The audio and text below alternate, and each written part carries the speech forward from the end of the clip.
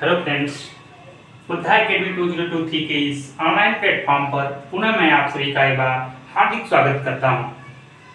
आज के वीडियो में हम सब जिस प्रकार इसके पहले वाले वीडियो में हमने इंडियन जियोग्राफी पर चर्चा किया था, ठीक उसी प्रकार उस वीडियो को हम कंटिन्यू तो आगे करेंगे, परंतु आज हम एक नए टॉपिक के संदर्भ में चर्चा करने जा रहे हैं जिसका शीर्षक है इंडियन पॉलिटी, भारतीय राज्य व्यवस्था।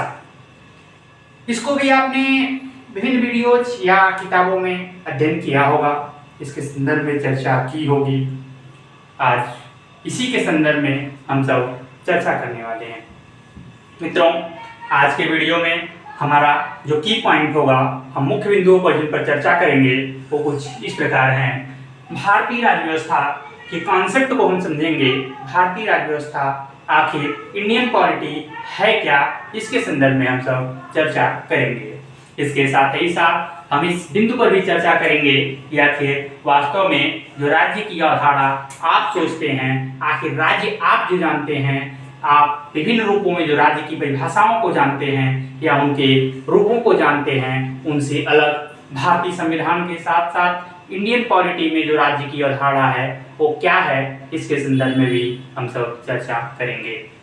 इसके साथ ही साथ हम इस बात बिंदु पर भी चर्चा करेंगे कि राज्य क्या होता है, राज्य की अवधारणा क्या होती है, उसके साथ राज्य के अंग क्या हैं, इन महत्वपूर्ण बिंदु पर भी हम सब चर्चा करने वाले हैं।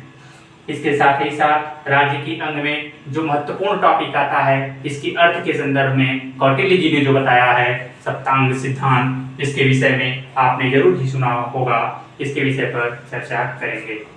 तो मैं अखिल कुमार यादव, आइए हमारे साथ शुरू करते हैं आज की क्लास। आज की क्लास में हम सब सीखते हैं इंडियन पॉलिटी के संदर्भ में। मित्रों, इंडियन पॉलिटी, भारतीय राज्य व्यवस्था, वास्तव में नाम से ही इससे स्पष्ट है, इंडियन पॉलिटी, भारतीय राज्य व्यवस्था।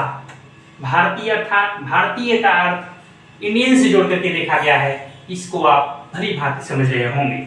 परंतु राज्य व्यवस्था जो है, इसको अगर हम दो टर्मिनोलॉजी में तोड़ दें, इसकी टर्मिनोलॉजी को हम अध्ययन करें तो हम देखेंगे कि ये है राज्य और प्लस व्यवस्था। राज्य और व्यवस्था से मिलकर बना है राज्य व्यवस्था। मित्रों, राज्य की अवधारणा को जैसा कि हमने बताया कि हम चर्चा करेंगे कि वास्तव में राज्य होता क्या है। क्या जो हम राज्य की अवधारणा को जानते हैं, जिस रूप में हम राज्य को पहचानते हैं, क्या वही है राज्य? क्या जिस रूप में हम राज्य को जानते हैं वही राज्य की वास्तविक परिभाषा, वास्तविक अवधारणा है?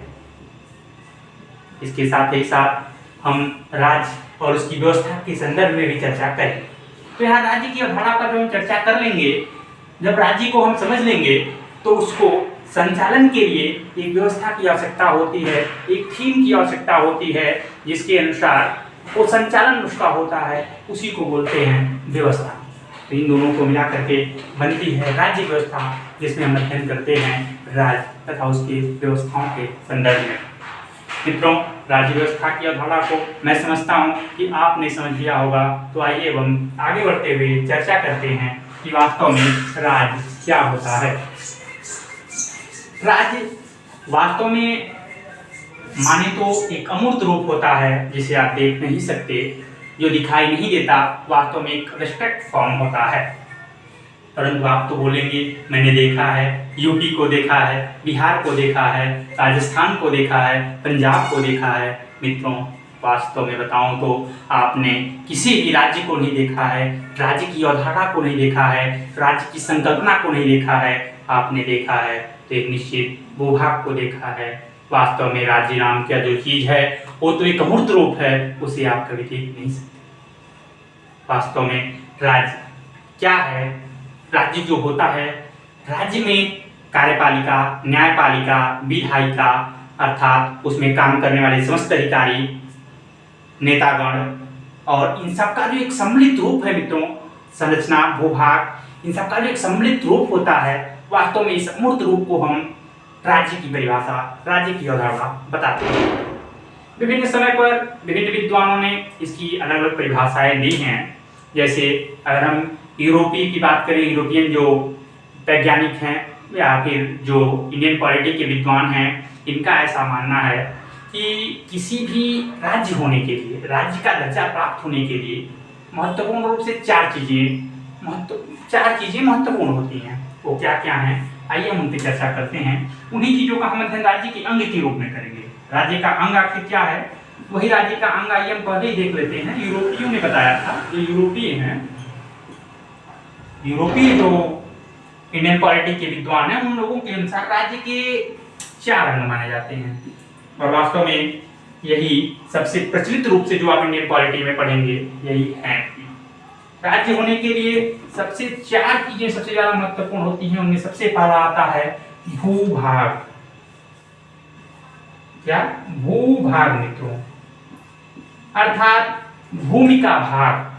भूभाग मीन्स भूमि का भाग। जब तक भूमि का टुकड़ा नहीं होगा, जिसको आज तक आपने अवधारणा बना करके रखा था कि मैंने यूपी को देखा है, यूपी राज्य को देखा है, राजस्थान राज्य को देखा है, बिहार राज्य को देखा है, इस अवधारणा में जो आपने देखा है मित्रों, वो सिर्फ भूभाग को देखा है। उस भूभाग को हम क्या कहते हैं, वही भूभाग अगर रहेगा, भूभाग के साथ साथ केवल भूभाग बनाने से हम उसको राज्य की अवधारणा में नहीं शामिल कर सकते।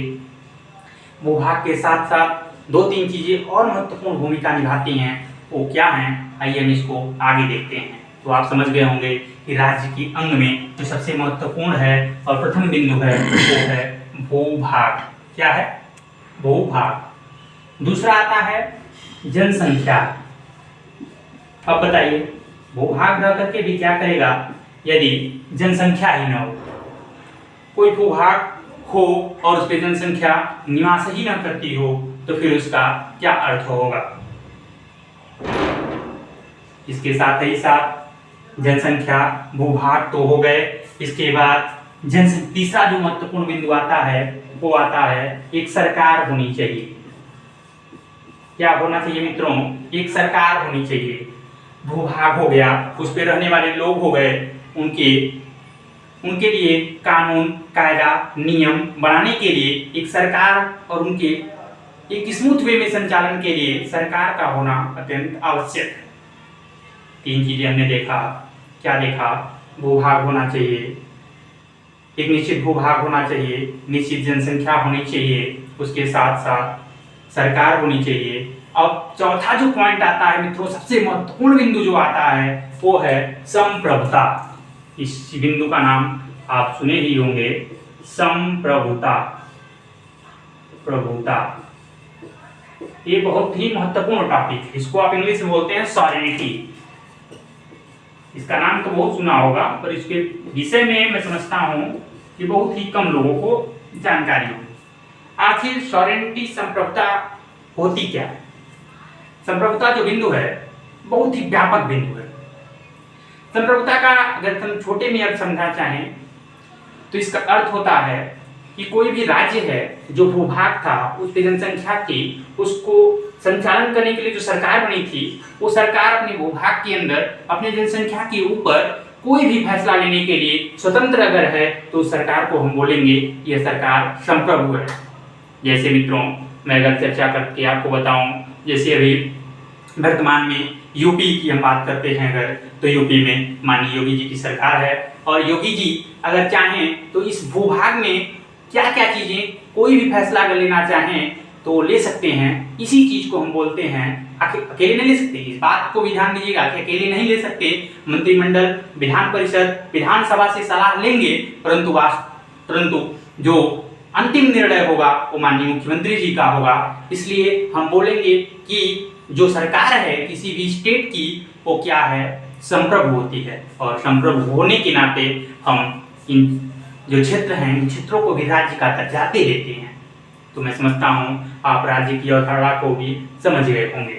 तो इन चार चीजों में भूभाग होना चाहिए, जनसंख्या होनी चाहिए, सरकार होनी चाहिए, इसके साथ साथ संप्रभुता होनी चाहिए। इस बिंदु पर आप समझ गए होंगे। अब ये तो था राज्य की अंग के संदर्भ में हमने चर्चा किया। इसी तरह एक महान जो इंडियन पॉलिटी के विद्वान हैं, जो मैक्स मूलर जी ने भी एक परिभाषा दी है मैक्स मूलर जी ने बताया है, मैक्स मूलर जी ने बताया कि राज्य एक ऐसा समुदाय है, राज्य एक ऐसा समुदाय है जो, राज्य एक ऐसा क्या है, समुदाय है जो संचालन संप्रभुता के साथ साथ विवादास्पद बिंदुओं को विधि के समक्ष ला करके एक समान फैसला देता है, उसे हम राज्य की अवधारणा देते हैं। मित्रों, इस बिंदु को आप नहीं समझ पाए होंगे, परंतु इस परिभाषा को आपको समझने की भी कोई आवश्यकता नहीं है। वास्तव में जो यूरोपियन सभ्यता है उसके अनुसार आपको जो मैंने समझाया कि किसी भी राज्य के होने के लिए 4 चीजें महत्वपूर्ण हैं, वो हैं, उनको आपको याद रखना है। क्या है? भूभाग, जनसंख्या, सरकार, और चौथा है संप्रभुता। इसी तरह जो कौटिल्य जी ने बताया है, कौटिल्य जी के विषय में आपने पढ़ा होगा। कौटिल्य जी का एक बहुत ही महत्वपूर्ण सिद्धांत है राज्य की अवधारणा के संदर्भ में, जो है सप्तांग सिद्धांत। क्या है मित्रों? सप्तांग सिद्धांत। कौटिल्य जी ने बताया है कि बिना इन 7 अंगों के राज्य की अवधारणा, राज्य की संकल्पना के विषय में हम चर्चा कर ही नहीं सकते। अर्थात बिना इन 7 बिंदुओं के हम राज्य के विषय में कोई भी चर्चा कर नहीं सकते। वो बिंदु क्या है? पहले तो राजा होनी चाहिए, मंत्री होना चाहिए, दुर्ग होना चाहिए, कोष होना चाहिए, दंड होना चाहिए, मित्र होना चाहिए, और सौहार्द का भाव होना चाहिए। अब ये 7 बिंदु तो मैंने आपको बता दिया, परंतु इसका अर्थ क्या होता है, आइए इस पर भी हम थोड़ा सा प्रकाश डाल देते हैं। राजा अर्थात जो मैंने बताया कि सरकार का एक, सरकार वास्तव में राजा की भूमिका में नहीं होती। सरकार चूंकि एक रिप्रेजेंटेटिव होता है, लेकिन राजा जो होता है मतलब एक इंडिविजुअल पॉइंट होता है, परंतु सरकार कभी भी इंडिविजुअल ना होकर के एक सामूहिक रूप को हम सरकार का दाम देते हैं। राजा, उसी तरह से मंत्री, राजा की सलाह के लिए मंत्री होना चाहिए।